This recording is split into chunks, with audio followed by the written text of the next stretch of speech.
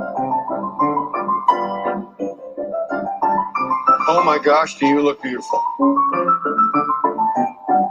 When I first started thinking about this story, Felix was the central character in my head, and I've always been reluctant to work with Bill after Lost in Translation because I feel people loved him so much in that, and it's too much expectation. I could never do that again. But I think you can just have more energy and quicker within the lines. But now after all these years, I feel like I love working with him. We'll just go for it and try something, and it'll be something different. Stand up. Put your arms around me. What?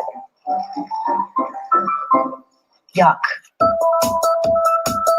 Action! I have great trust in her. I've been really fortunate to work with people that are really good and fun. So when they call, I just go like, okay, Sophia. I feel like now that I've known Bill all these years, he's a friend and like a big brother who, not unlike the character, kind of sweeps in and brings magic and life to the situation. So he's sort of this fairy godfather. Does my foot smell funny? I'm having more fun watching her all the time. I mean, she's just a child when she made this movie, and she just keeps getting better. Just wait a little longer before you exit. Oh, sure. This movie's personal to me in that it reflects where I've been living and details of parenthood and struggling with being creative and trying to find your footing. And in Lost in Translation, it was a young woman in her 20s kind of finding herself. And now this is another phase. And hopefully by the end, the characters have gotten something from each other. We all just want to be loved. You've got beauty and character, which is the most important thing a person can have.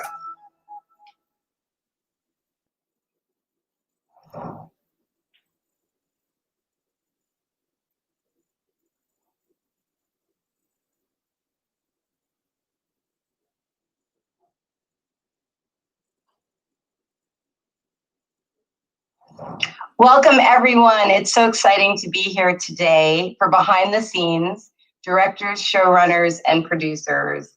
It's so much fun to be here as part of the Wraps Women's Summit in our digital year and online. And I want to welcome this extraordinary panel. First of all, I'm Cathy Schulman. I'm a longtime film and newer television producer, and I'm so honored to be here today with such an extraordinary group of television creators and showrunners. So I'm just going to go around quickly and introduce everybody to you today. We have Liz Tigelaar here with us, who's the showrunner and executive producer of the 5-time Emmy-nominated Hulu limited series Little Fires Everywhere. The wonderful Tanya Saracho, most recently served as creator, showrunner, and executive producer of the critically acclaimed series Vida on Starz. Ilana Peña is the creator, co-showrunner, and executive producer of Diary of a Future President. Smriti Mundhra is the creator and executive producer of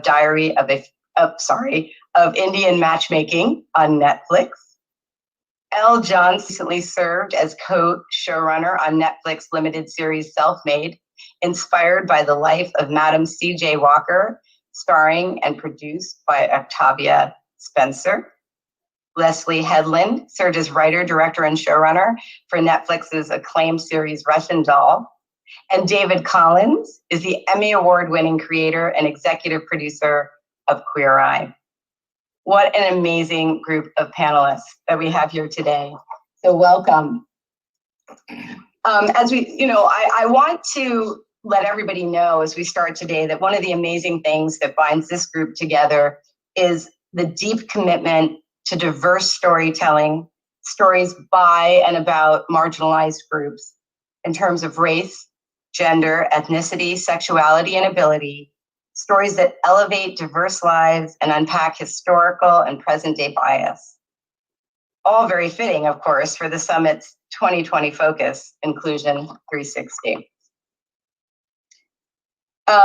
Today, what we want to do is have a lively discussion that digs deep into the challenges and joys of this kind of storytelling. Beyond the usual discussions about how these stories came into being, and more about what is this moment in television really like and how does it work? Panelists, you're encouraged, please, to engage in open conversation. Certainly don't wait for me to ask you some question, although I'll reroute the conversation here and there to try to cover 6 or so subjects. So just to start us off, here we are on the heels of Me Too, following George Floyd, propelled by BLM and in the midst of a social revolution. And it's as if Hollywood studios, networks, and financiers suddenly woke up from a deep sleep all at the same time and decided to give Walking the Walk a try. Finally, in an instant, creators are being asked to do it all, commit to omnicultural storytelling, hire diverse staff. Everybody make a difference. So you're in this every day. What's it like? Who'd like to start? I'm going to pick on Tanya. Go ahead, Tanya. I know you're a professional panelist, so I'm going with you first. I've heard you many, many times out there, so you're on. Well, I recommend Tanya too. We all do. You're it. I'm a little like, I'm a little cautious of this moment because as we're living it, first of all, race and ethnicity, it's like stuck in the binary in this country and also in this industry. So right now, I'm hearing, speaking for brown people, I'm hearing a talk, but not the walk yet. I feel there's like a fear of like, I think we're supposed to be doing something, and there's a lot of talk and there's maybe stuff being developed, but like, I think I'm still watching to see if it's really going to cause change. I know people are acting buyers and stuff like from a place of maybe fear, or like, I think we're supposed to be doing it this way. There's like, I think that this is the correction that we're supposed to be taking part of. And sometimes it's not very organic, it feels cosmetic. So I hope that in a year we'll be talking and be like, oh yeah, that stuff really landed. And, there's an understanding of what was happening. And then it's manifesting itself into like narratives and stories. But right now I'm still like watchful and like paying attention to see if it's really going to shift. I know there's a lot of talk and people, like you said, like, but it's, I'm still like a little. Well, I'll dive in just to say you used a word that we use a lot, omnicultural, right? And kind of omnicultural storytelling in the environment that we've always been in, at least at Scout, is being kind of hyper aware. 20 years ago, with Queer Eye, when the word queer was like, and everyone was running in the opposite direction. We've really kind of tried to stay ahead of that, obviously, focusing on storytelling of marginalized communities in all different types of ways. But Tanya, I'll tell you, we're really seeing it from the buyers right now, and particularly the streamers. We have shows across all the streamers right now, and I'll tell you, it is a lot. It's a heavy moment because there's so many things that need to happen, and you can't fix them all magically. Systemic racism is just that. It's systemic. It's in the core of the fabric. So how are we going to do that? And that's really the challenge, I think, that's in front of all of us right now. As a company, though, we are challenging ourselves with the buyers to figure out ways of do you have someone shadow someone that's never had the experience? Are you double paying salaries? All of these things that allow us to at least walk the walk, to use your example.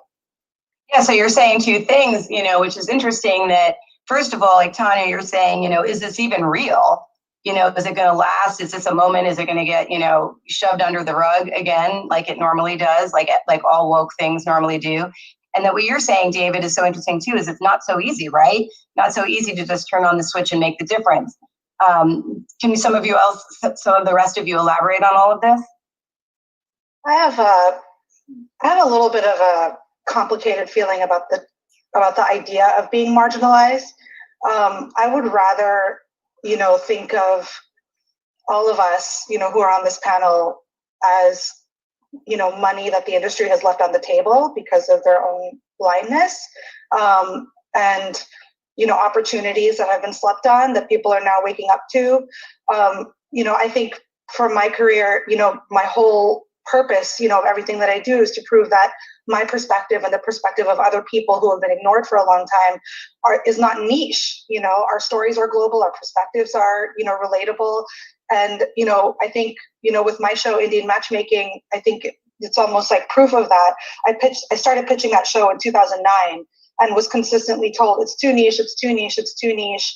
Maybe if we have a matchmaker come and matchmake American couples, you know, which of course was at that time code for white, maybe it could work then, but it's too niche. And, you know, now when the show came out and clearly, you know, it's sort of people around the world have been able to relate to it. So, you know, I think talking about us and our stories and our communities as marginalized, you know, is still, I think, from the perspective of the sort of powers, you know, that have been for up till this point. But I'd rather think about us as, you know, the people that, you know, so, sort of all the opportunities that they missed, that now we can take advantage of. The erasure of some of our stories, though, is real.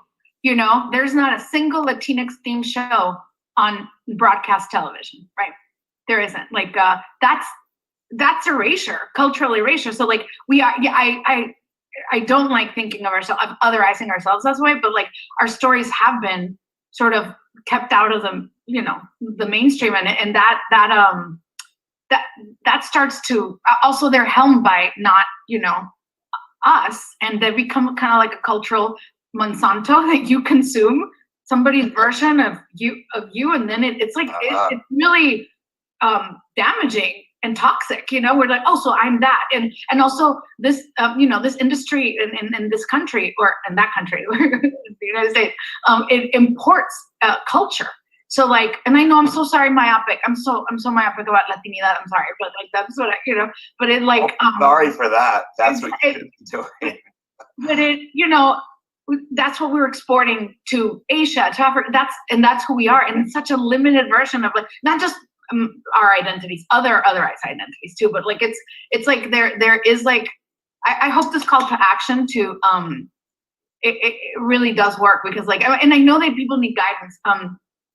Ilana and I belong to a group that helped release this letter to Hollywood that you know, and it, a lot of people of the dominant culture have been like, oh, thank you, there's a guidance, like we can follow. Okay, so we just do this, and you know what, if that's what it takes to sort of make that overcorrection, then fine. But it's hilarious how people need guidance, or like they used to reach out, because you know my show was staffed, all of the writers were Latinx, all the directors were Latina, like it was, I just did that, and people would contact me, was like, do you have a writer for that? How do you do that? You're just like, you just do it, you know? You just do it. Like, I have no writer for it, but like, can I see your writer, like, for how about what percentage of, you know, staffing do you have to, you just, you know, you just think, anyway, but I think people need that writer, the guides, and I guess it's fine to, like, you know, for this moment.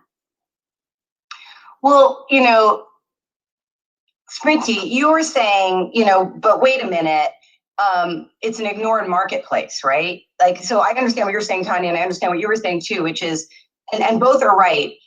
So systemic change, as experts will say, that systemic change only happens when three things happen at the same time, which is that perceptions of a biased marketplace are changed, pipeline is addressed, so new creators can create and new people can be employed, and culture is changing simultaneously. And culture usually means that the powers that be, or whoever can choose and finance, changes. So let's talk about that for a minute.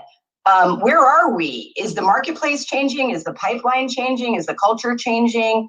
What are we dealing with here? Because everything you're saying is true, right? Why were we marginalized? Why are we marginalized? We exist, so there should be a marketplace. Where's the breakdown between pipeline, culture, and marketplace?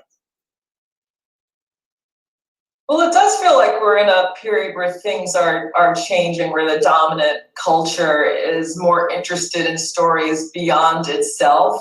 Even as we're kind of experiencing with streaming this niche marketing of stories, it's interesting on Self-Made, I really felt like as much as Madam C.J. Walker's story was known within the African-American community, I really wanted it to go beyond that for people who were not, you know, part of Black America to find out who she was and to understand that she was part of a bigger story of titans of industry, and that there were things that were specific to the Black community that would be fascinating to the other communities, so that, you know, the specificity of our stories can kind of inform the universal human experience. But I feel like we're in a period now where people are interested in finding out about other cultures. Like when Indian Matchmaking came on, I was so excited. I watched that entire thing in a weekend.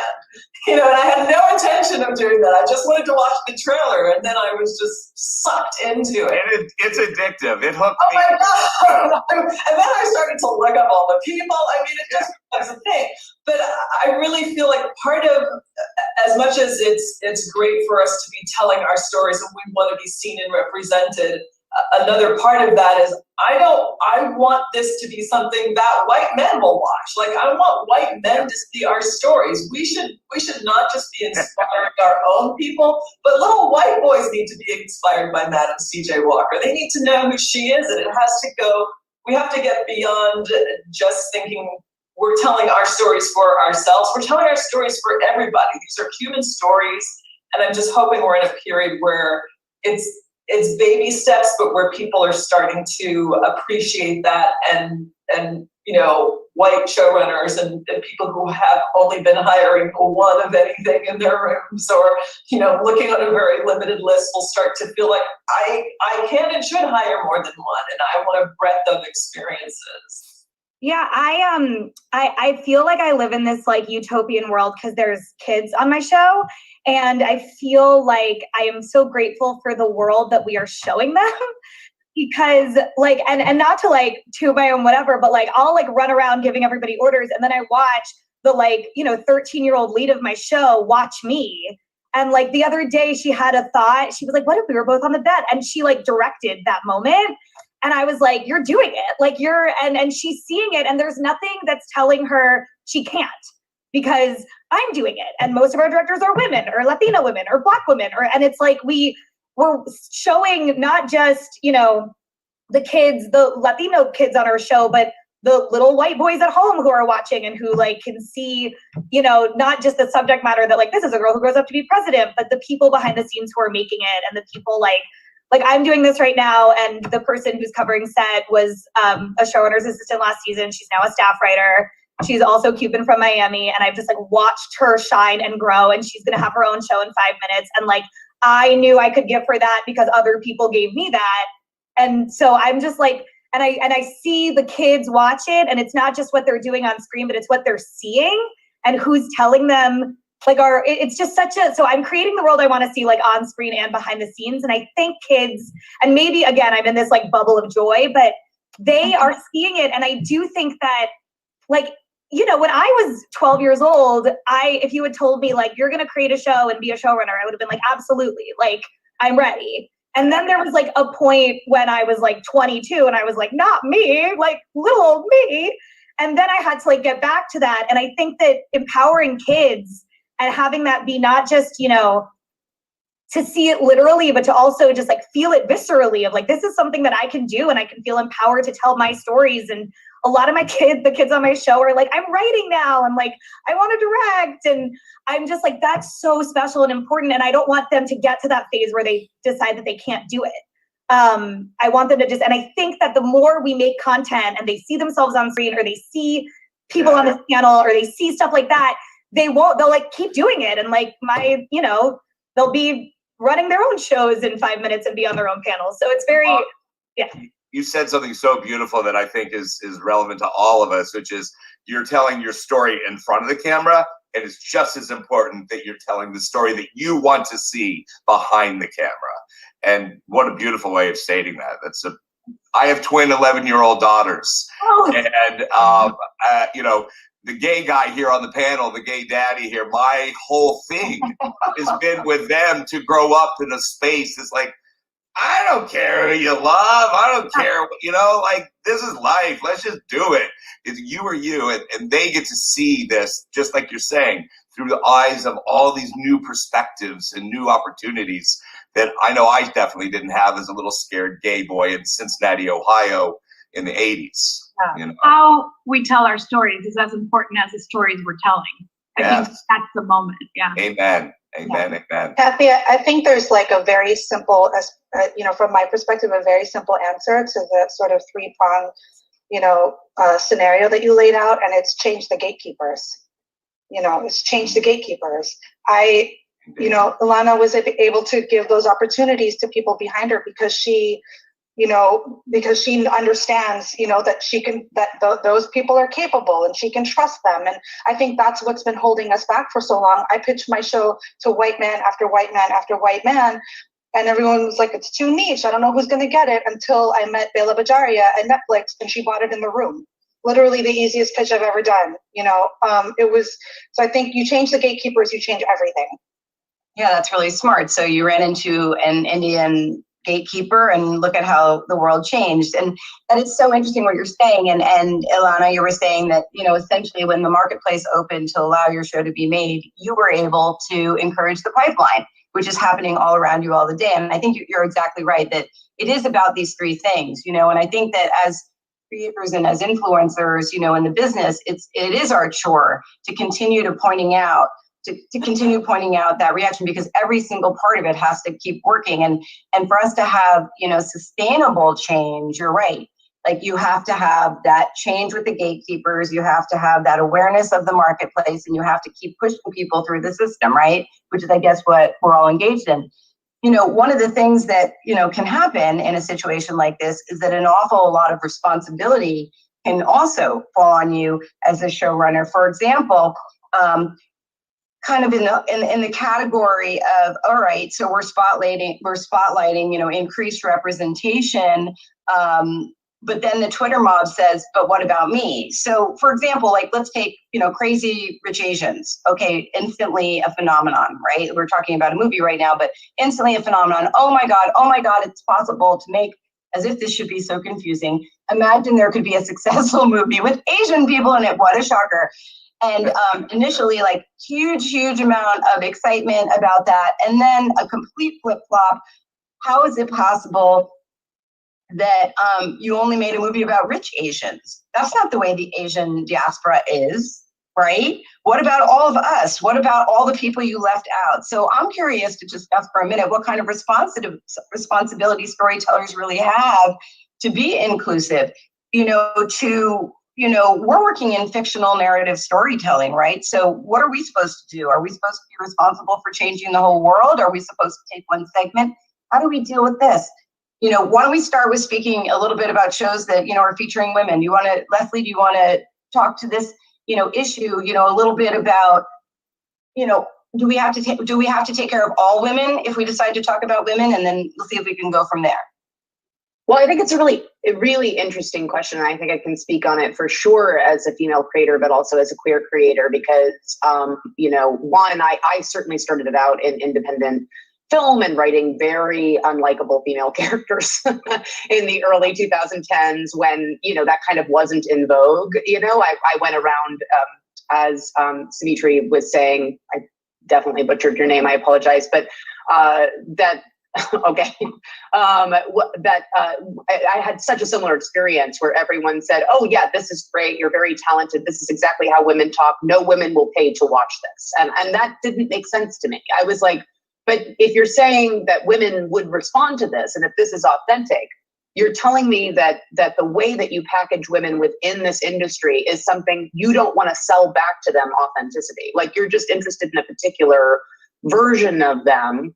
And it really was the gatekeepers like the Judd Apatows and the Amy Schumers and the Kristen Wiggs who really kind of kicked the door open and said, this isn't, or Whitney Cummings, like everybody around that time period that was like a female stand-up or a female comedy creator was going like, actually, that's not true. Like, we don't need to necessarily filter the female experience through the male gaze in order to create content that would be consumed by consumers. I think you see this a lot in the queer community, especially with lesbians, because you see a lot of queer coding with female characters in or queer baiting with female characters in shows, especially geared toward young people, you know, shows like Riverdale and stuff like that. It's like, we can't have a queer storyline, but we absolutely can play sexy music while they stare into each other's eyes. Do you know what I mean? Like, to me, I'm kind of like, well, why don't we just make the characters gay? Like, I don't understand. Like, why don't we just like have a gay storyline? And I think there's both a fear, because most, like you guys have already pointed out, a lot of the gatekeepers just don't have our experience, so they don't want to say that, but and they don't want to speak for it. But I think they also go like, isn't this just kind of cleaner? Like, isn't it just kind of cleaner to show a woman that doesn't talk about blowjobs and doing cocaine? Isn't that just like a little bit better than going out on a limb and saying, like, you know, maybe, you know, teenagers have gay experiences and are experiencing, you know, different things with their sexuality, and now even gender identity, which is beautiful, like seeing that experience. The idea that we're still kind of sanitizing that for especially younger audiences is very disturbing to me. You know, like, the last thing I'll say is when you see, you know, especially in, you know, cartoons or Disney films, or like I said, young adult audiences, the idea that characters can't be gay because being gay means sexuality or sex, whereas, like, you know, straight people, it's love. Do you know what I mean? Like, that is a real, that is something that's still, Yeah. It's still going on. And the reason I feel it so deeply is that, you know, I didn't come out until I was 33. I come from a family that's incredibly religious, and I am still having that conversation with them. And let me tell you, the number one thing that got my mom to understand what was going on in my life was Grace and Frankie. Like, truly having pop cultural touchstones to say, Mom, you know what I mean? Like, this is what's going on is incredibly important. You know, they're not going to read queer theory or feminist theory. Like, the more we can have a pop cultural reference, the more we can have open-mindedness among our consumers and our audiences, I think. Yeah, I feel we have a gay storyline on Diary with like our teenage character, and there is something so special. Like, we shot a scene the other day, and some of our like guys in makeup and some of like people were like crying because it was something that, and I watch it, like, I'm like, okay, are we doing the scene right? And then people are like, I look over, the line producer is like sobbing because like people didn't necessarily have that growing up. And then again, I'm like, but this kid, this, you know, 16-year-old kid who's just reading these lines, like, this is normal for him, and we should just normalize this. And it's on Disney Plus, and I just like, I feel so lucky. Yes, we're trying to be able to do that, and it's not like it's like a closed set. We're going to talk about gayness now. It's like, it's the same way we talk about the straight couples on our show. And it's just, I feel very lucky that I'm able to kind of like concoct this like magical world I want to see, so that the little Leslies can hopefully see it and feel less alone. I feel like I would have had I feel like I would have had a completely different life if I watched the show. So nice. But you have a pretty good life. I just want to speak directly to the sort of backlash, you know, aspect of it, because, you know, frankly, for as successful as Indian Matchmaking was, I did get a lot of backlash for the show from a lot of people in the South Asian diaspora, because it was, you know, a very narrow perspective and a very narrow slice of the diaspora that was represented and the culture. I just, you know, and I completely understand where that frustration comes from. I completely understand when you've been so starved as a community and as a culture of content that reflects you and represents you, when something comes out and bubbles up to that level, it's painful to not see yourself in it, you know, and I completely understand that. But I do think, you know, that it shouldn't be up to one show. We should have 100 shows that represent all of our different, you know, backgrounds and cultures. And I mean, even just South Asians, I mean, we're 1.5 billion people, 26 languages, half a dozen countries, 12 religions. You know, there's no way one show can represent all of that. So I think, again, this comes down to gatekeepers. You know, we had, you know, I would hope that, you know, at least in my little corner of the world, like Indian Matchmaking, you know, kicked the door open, and many more, you know, shows will flood through. As with all of the creators on this panel, all of the shows that we've created, you know, have proven that there's a market and there's a need for this kind of content. So hopefully now this will just proliferate so that all the different facets of our experiences and backgrounds and cultures can be represented the same way it's been in white culture and dominant culture for generations. So I think we're at the brink of that, and I'm optimistic about, the future of that. But yeah, I think some of the reaction and the backlash, like for Crazy Rich Asians or for some of the other shows, is that when you only have one, it's like it hurts to be like you're not in that one. I want to support the notion that you're saying about the gatekeepers. I would not be here if the executive that bought Vida if she wasn't Marta Fernandez. That's the formula, because there's some championing that goes on that has little to do with like what we see, like champion, like, that goes on in that castle that you're not privy to. And that when you have those gatekeepers that have like skin in the game, it changes everything. Then you don't get a babysitter to get, as you're a baby showrunner, like that kind of stuff happens, So I think that is key, and that's the part I do feel like is missing from a lot of places, those like positions of power at those places. But when it works. Do all of you think that as creators and showrunners that you can kind of reverse influence the gatekeepers? I mean, it's a really interesting situation, right? Like, you're the artists, yet they're the content choosers and the content financiers. How can we as an artistic group affect change to those very people that can choose to make more content that's progressive?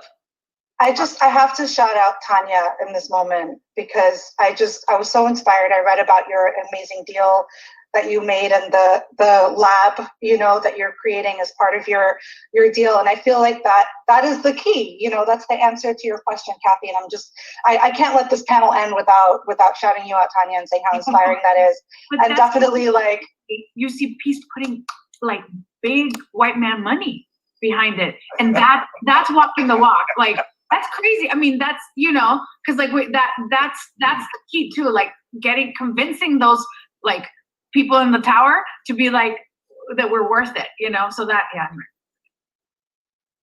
Yeah, that's a really interesting thing, that we,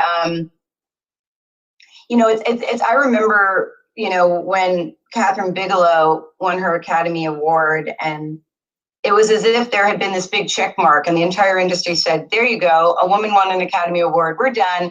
And it was like, now it's like, we did it. So you can't say that we don't do that anymore. See, a woman won an Academy Award, and then that was enough. Like that basically checked the box, and then we'll never have to do this again, because we can always say that we supported one woman.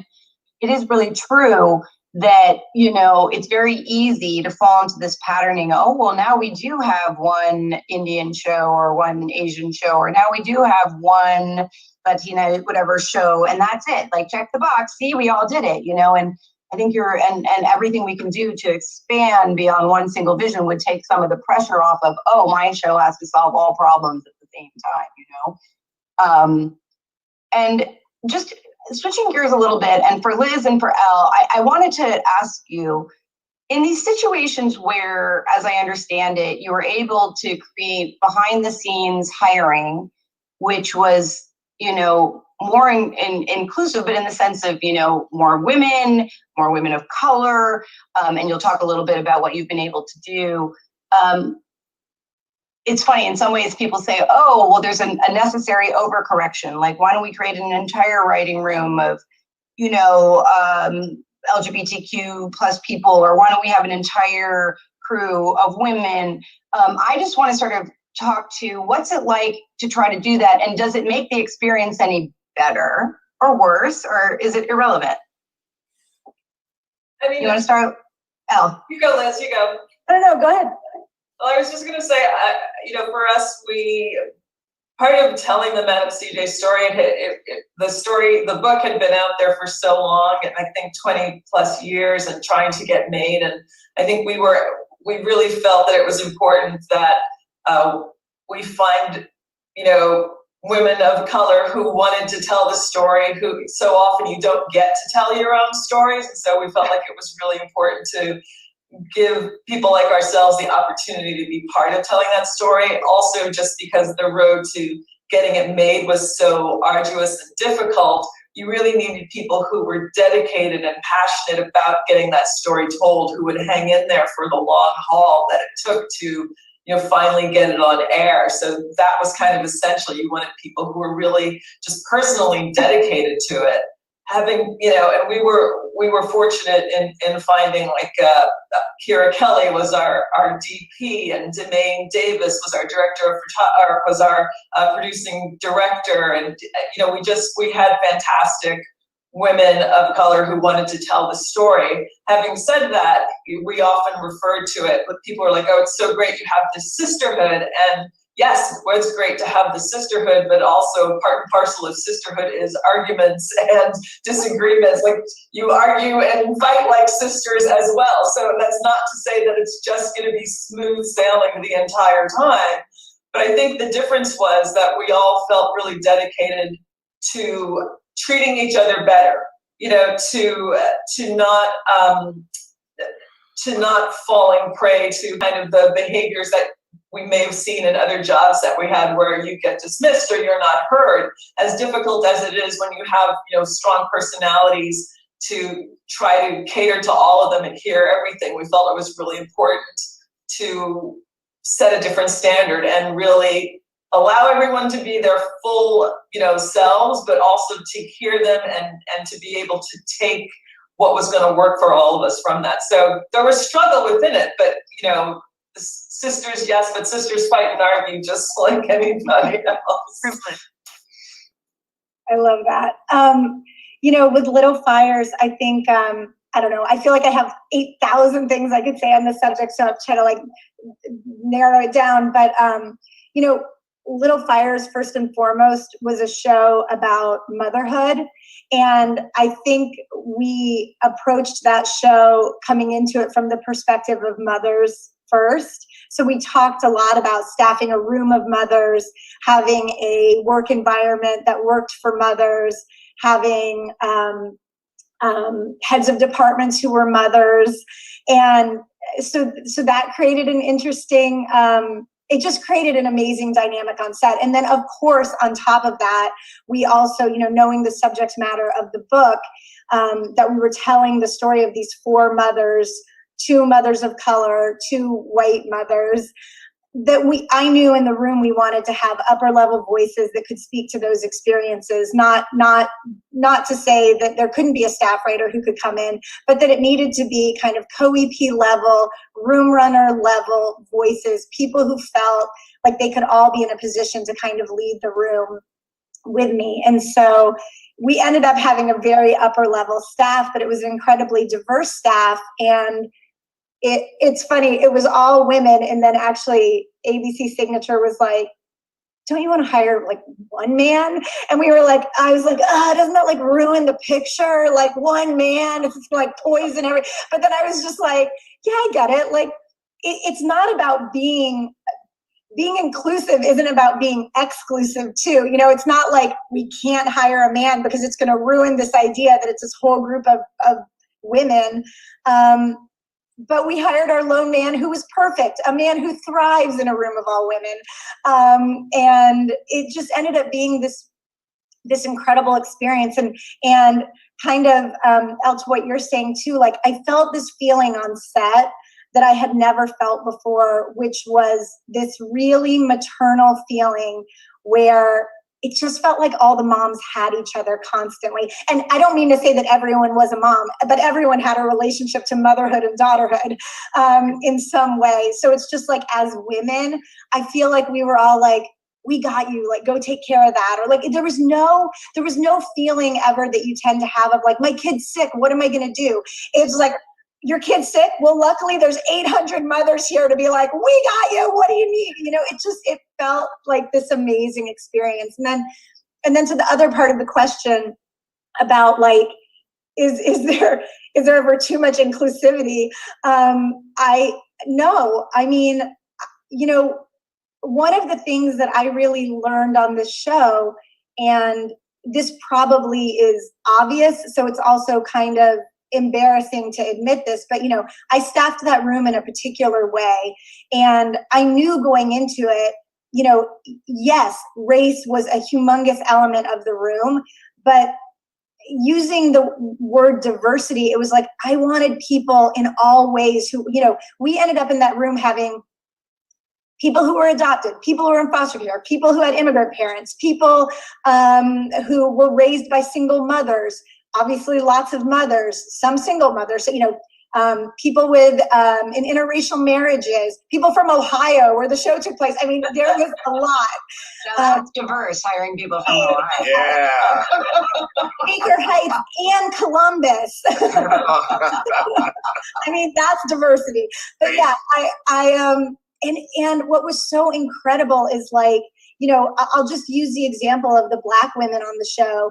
Like, I mean, I'm not meaning to speak for them, but just because they're not here, I will say what they kind of concluded, which was they were like, it's such a relief not to sit here and have to be the lone, like Ramla Muhammad was like, I'm so glad that I'm not alone responsible for the reaction of Black Twitter.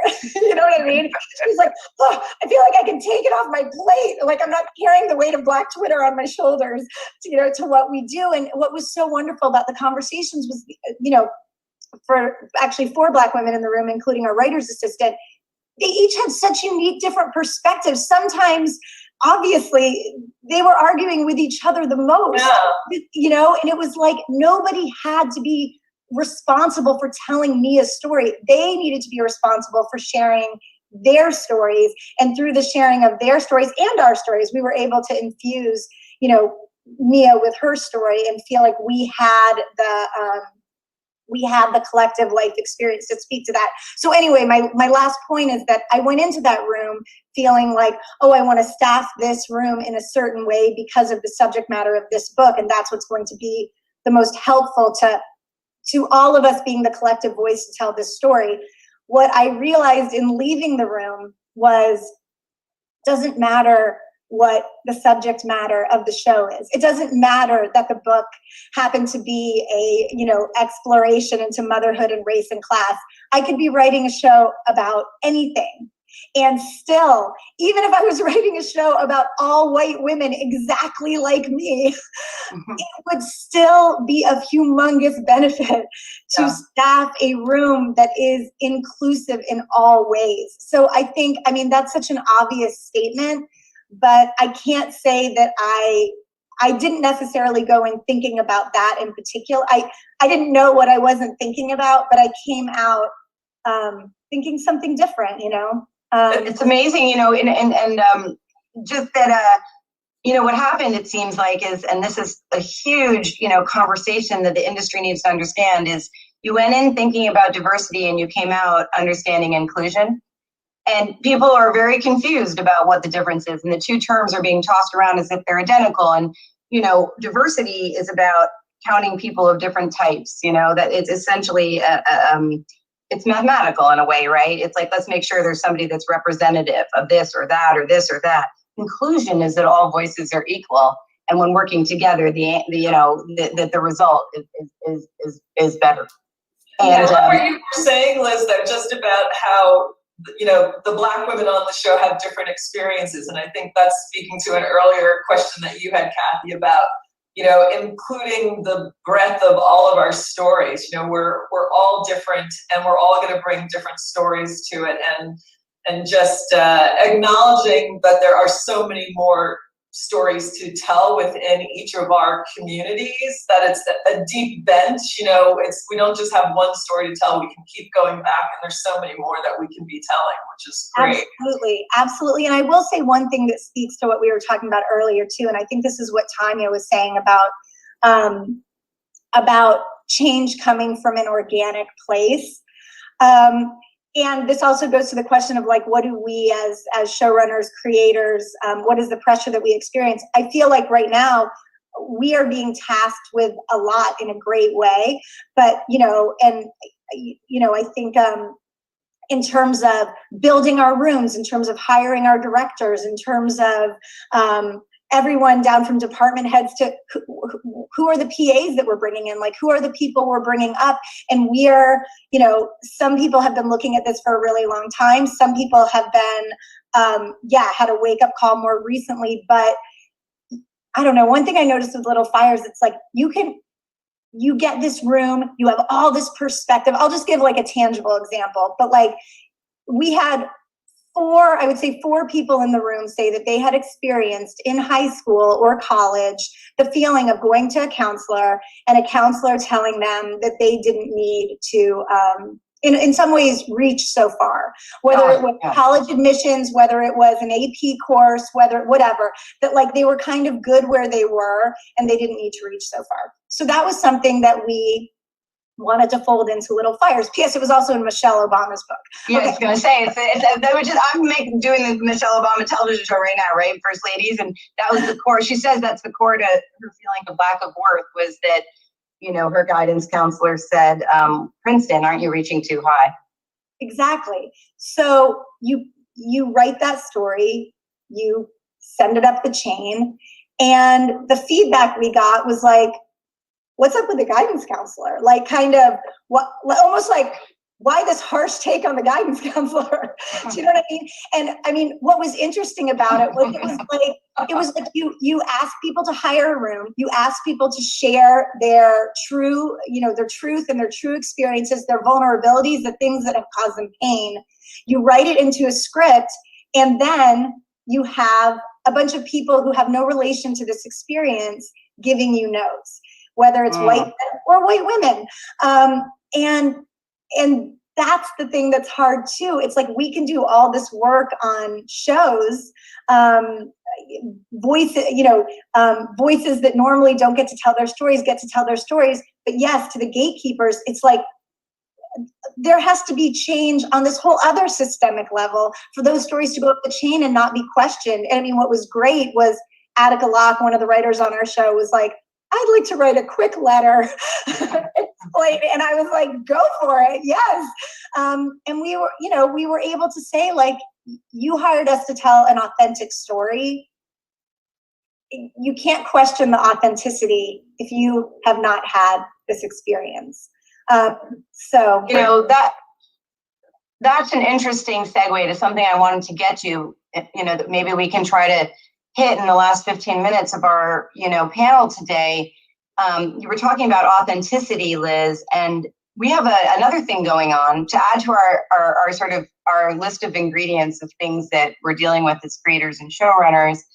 How about the fact that now we're dealing with platforms whose algorithms assess demographic trends and audiences? And, you know, most of us, well, some of us, I should say, are old enough to to have laughed at the notion that content could be governed by algorithms, which when that was first introduced by streamers, we just thought that was the funniest idea ever. How could you ever decide what content to make based on analyzing the user, so to speak? They became not audiences anymore. They became users or consumers. Well, now the joke's on us, right? Algorithms are kind of ruling the day.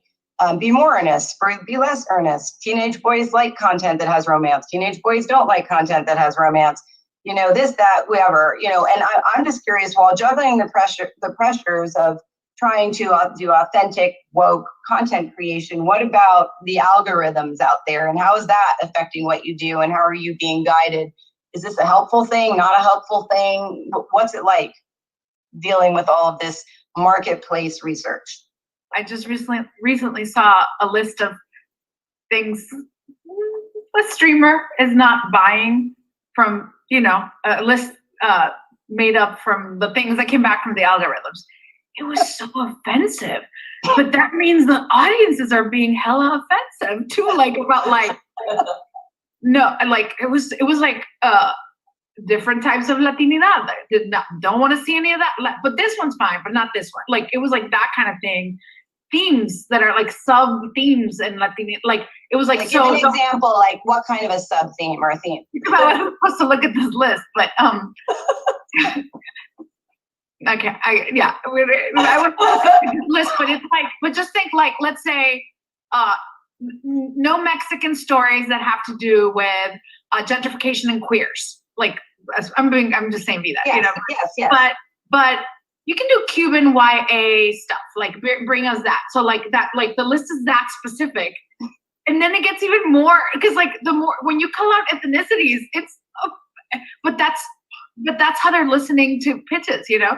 So I don't understand it. I don't know what it means, but I know that that's sourced from the viewers. So what does that say about them? I don't know. But I did see that and I was like, I don't understand this industry. I'm just gonna go, this is. But is that them interpreting data? Because I know, with a lot of the streamers, just because I'm watching a show doesn't mean that I'm getting shown or pitched the shows that someone else is watching. Like that, there's still human interaction with those algorithms, and I wonder how much it's being manipulated. Because it's just too depressing to think that we're really shutting off those kinds of stories. But if they're like no Mexican queers, like if they're like, no one's watching the Mexican queers, okay, don't listen to Mexican queer pitches, But Tanya, it's kind of what you were saying before of like, for so long, the people telling those stories have not been actually the people with those lived experiences. So maybe the reason they're not watching so-and-so Mexican show is because it's a bad show and it's helmed by a not Mexican person. And I'm not talking about your show, Tanya, I'm talking about the white people trying to tell our stories or trying to tell the others' stories, and it's not because they don't like this particular whatever, it's because that story it's not the best way that we could be delivering that content.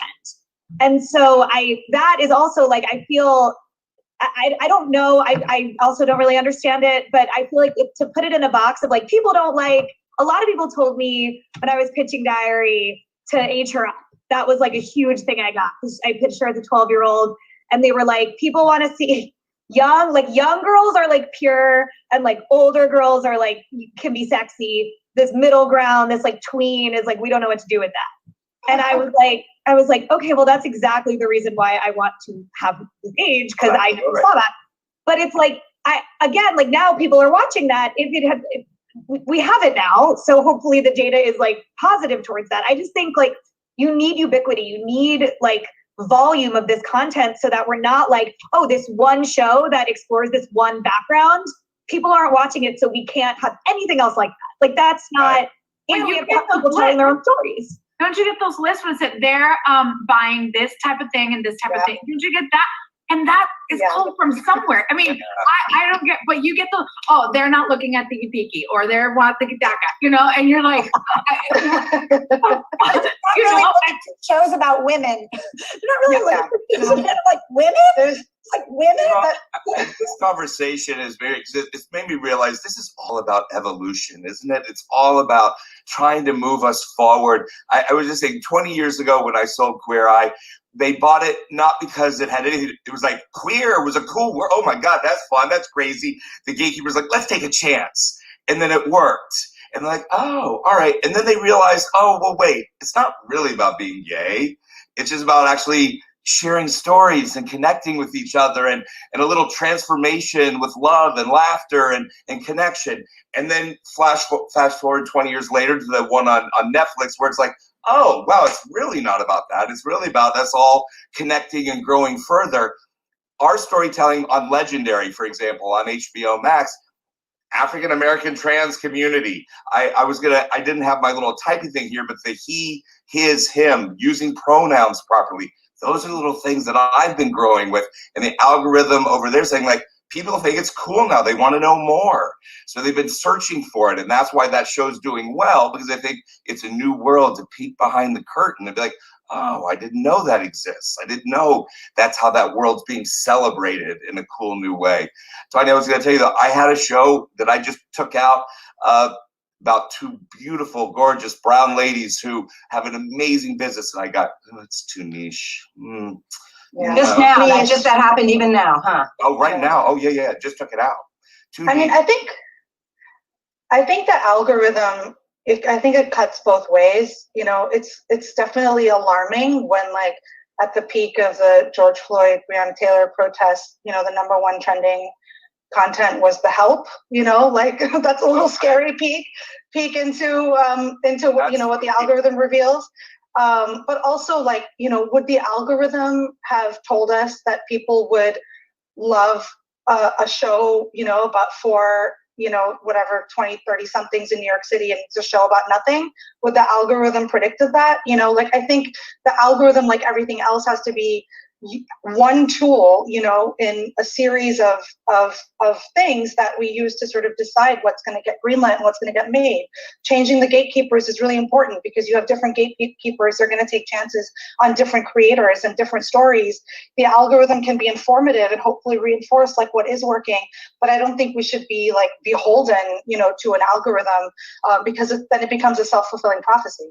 Well, and as creators and creative people, you really can't. Like, you've got to go where the heat of the story is, where your interest lies, where your passion is, because this is just too hard to do if you're not into the stories you're telling. So it's hard to do regardless. Yeah, right. It's hard to make bad TV also. It's all hard. So you may as well gravitate towards the things that you love and just hope that you can kick the door down with that.